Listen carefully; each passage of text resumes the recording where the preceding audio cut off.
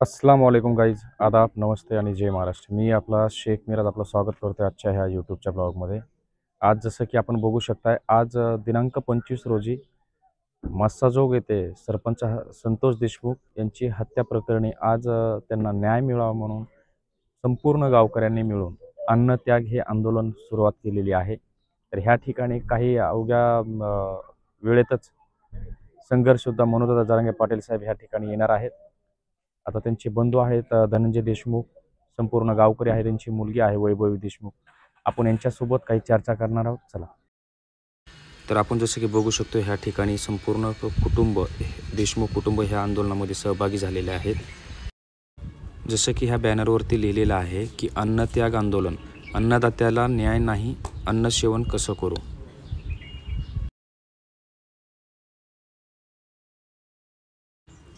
जसे की आपण मित्रांनो बघू शकता, त्यांच्या आईला अश्रू अनावर झालेले आहेत आणि धनंजय भाऊ देशमुख आणि वैभव देशमुख यांना देखील ह्या ठिकाणी अश्रू अनावर झालेले आहेत. कारण प्रसंग आणि ही वेळच अशी आहे की प्रत्येकाला अश्रू अनावर होताना आपण बघू शकत नाही आहेत. धनंजय भाऊ देशमुख देखील यांना ह्या ठिकाणी अश्रू अनावर झालेले नाही आहेत आणि संपूर्ण गावकरी ह्या आंदोलनामध्ये सहभागी झालेला आहे. तर मित्रांनो, आपण जसं की बघू शकता, आज अन्नत्याग आंदोलन हे मस्साजोग येथे सुरू झालेलं आहे आणि ह्या ठिकाणी झांजे महाराज देखील आलेले आहेत आणि आपल्यासोबत संतोष अण्णा देशमुख यांचे बंधू धनंजय देशमुख आहे आणि वैभव देशमुख सुद्धा आहे. आपण त्यांच्याशी बातचीत करणार. नेमकं हे अन्नत्याग आंदोलन हे सुरू झालेलं आहे, त्याची नेमकी रूपरेषा काय आहे ते आपण विचारणार आहोत. पासून हे अन्नत्याग आंदोलन सुरू झालेलं आहे आणि याची रूपरेषा अशी असेल की आज आणि उद्या अन्नत्याग आंदोलन असेल. जर आमची कोणी दखल नाही घेतली किंवा एक सकारात्मक चर्चा नाही झाली प्रशासनाशी, तर आम्ही परवाच्या दिवसापासून पाणी देखील घेणार नाही आणि आंदोलनावर ठाम राहू, असं गावकरी आणि कुटुंबीय यांनी हे ठरवलेलं आहे.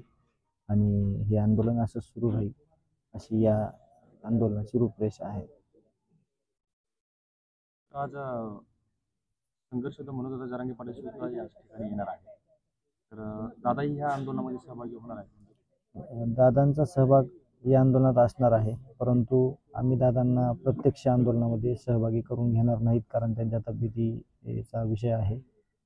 त्यांचं शरीर खचलेलं आहे. त्यांनी खूप मोठ्या प्रमाणात आंदोलनं केलेली आहेत. आम्हाला त्यांची गरज आहे, त्याच्यामुळे ते मार्गदर्शकाच्या भूमिकेमध्ये असणार आहेत आणि आम्ही त्यांना विनंती करणार आहेत की तुम्ही फक्त इथं सहभाग नोंदवा, आम्हाला आधार द्या, एवढंच आम्ही त्यांना सांगणार आहोत. यानंतर आपण वैभवी आपल्यासोबत आहे, आपण वैभवशी बोलणार आहोत.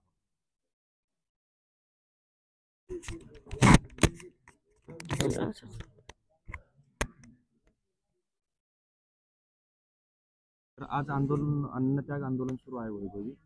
म्हणजे संपूर्ण कुटुंब तुमचं ह्या आंदोलनामध्ये सहभागी झालेलं आहे. काय म्हणणं आहे तुझं? प्रमुख मागणी काय असणार आहे? मागण्या आमच्या गेलेल्या खूप दिवसापासून एकच मागणी आहे की माझ्या वडिलांना लवकरात लवकर न्याय मिळाला पाहिजे आणि आज आंदोलन करावं लागतं, ही खूप दुर्दैवाची गोष्ट आहे आणि यामध्ये देशमुख कुटुंबीय नाही तर आज पूर्ण गाव सुद्धा सहभागी आहे. तर ह्या ठिकाणी बघू शकता आपण की संपूर्ण गाव ह्या ठिकाणी दाखल झालेलं आहे. जसं की धनंजय भाऊंनी सांगितलेलं आहे की मनोज जरांगे पाटील साहेब जे आहेत ते त्यांची तब्येत बरी नसल्यामुळे ते आंदोलनामध्ये काही सहभागी होऊ शकणार नाही, पण त्यांची उपस्थिती ह्या ठिकाणी नक्कीच असणार आहे. तर त्यांची आईसुद्धा आपल्यासोबत आहे, तर आपण थोडी आईशी सुद्धा बातचीत करणार आहोत.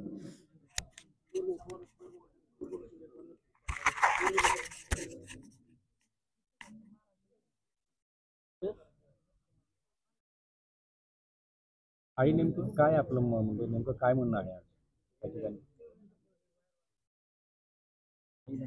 म्हणणं एकच आहे, आता सरकारने आपल्याला न्याय द्यायला पाहिजे. अहो, न्याय द्यायला पाहिजे. स्वयंपाक करून मी लेकरू जेवण्याची वाट बघत होते, ती तर गेलोच, पण मी आता न्यायच मागते, तर न्यायच द्यावं लागेल पटकन.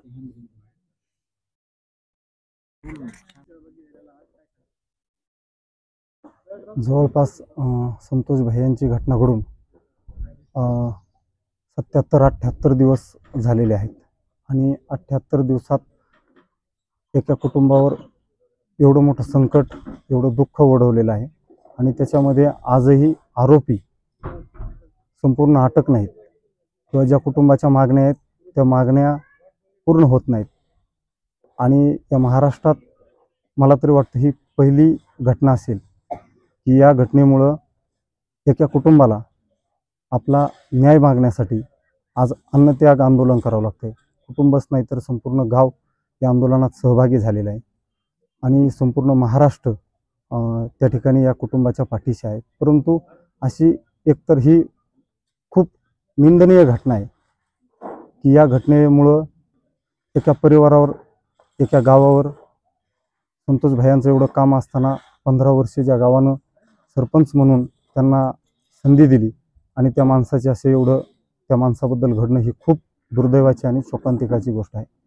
काल मी ज्यावेळेस 2 दिवसापूर्वी प्रसारमाध्यमामध्ये पाहिलं की धनंजय भैया व ग्रामस्थ अन्नत्याग आंदोलन करतायत आणि हे आंदोलन अन्नत्याग आंदोलन करतायत, त्यावेळेस मी काल धनंजयंना भेटण्यासाठी आलो की तुम्ही आंदोलन करताय. मी त्यांना विनंती केली, परंतु ते SP साहेबांना ज्यावेळेस भेटायला गेले त्यावेळेस त्यांच्यामध्ये जी चर्चा झाली ती चर्चा झाल्याच्या नंतर ग्रामस्थांचं जे काही सर्वानुमते एकमत झालं की जोपर्यंत आपल्या गावाला, या देशमुख परिवाराला न्याय मिळत नाही, प्रशासन कुठंतरी ठोस भूमिका घेत नाही आणि त्यांच्या ज्या काही मागण्या आहेत त्या पूर्ण मान्य करत नाही, तोपर्यंत आम्ही अन्नत्याग आंदोलन करणार. आणि या अन्नत्याग आंदोलनाला यापूर्वीच मी कालच सांगितलं होतं की आम्ही वारकरी संप्रदाय संपूर्ण महाराष्ट्र त्या ठिकाणी या देशमुख परिवाराच्या पाठीशी खंबीरपणे उभा आहे.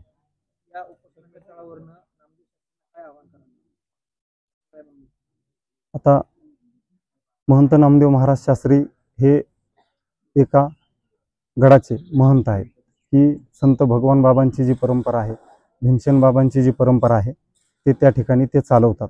परंतु त्यांचं प्रसारमाध्यमांमध्ये ज्यावेळेस त्यांनी प्रतिक्रिया दिली होती ती प्रतिक्रिया प्रचंड त्या ठिकाणी वादग्रस्त ठरली होती.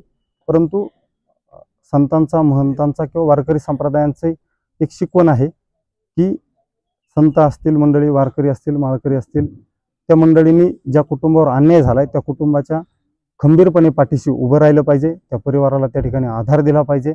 जोपर्यंत त्या परिवाराला न्याय मिळत नाही तोपर्यंत महंत शास्त्री महाराजांनीही या साध्या गरीब शेतकरी समाजात वाहून घेतलेलं ज्या कुटुंबाला वारकरी संप्रदायाची परंपरा आहे त्या परिवाराच्या पाठीशी उभं राहावं एवढी मी विनंती करेन.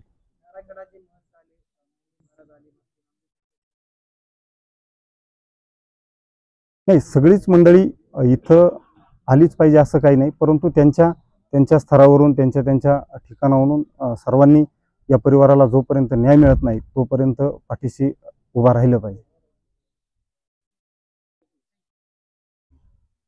तर मित्रांनो, आपण आता जसं की पाहिलेलं आहे की आज मसाजोग येथे मी आलेलो होतो आणि मसाजोग येथे आल्याच्या नंतर आपण पाहिलेलं आहे मी वैभव देशमुख आणि धनंजय भाऊ देशमुख यांच्याशी बातचीत केलेली आहे. तसेच धनंजय महाराज सुद्धा ह्या ठिकाणी उपस्थित झालेले आहेत. तर आपल्यापर्यंत ह्या आंदोलनाचे प्रत्येक अपडेट देण्यासाठी आपल्याला एकच विनंती आहे, जर आवडला तर व्हिडिओला लाईक करा, चॅनलवर नवीन असाल तर चॅनलला सबस्क्राईब करा, तसंच बेल आयकॉनला प्रेस करायला विसरू नका. धन्यवाद.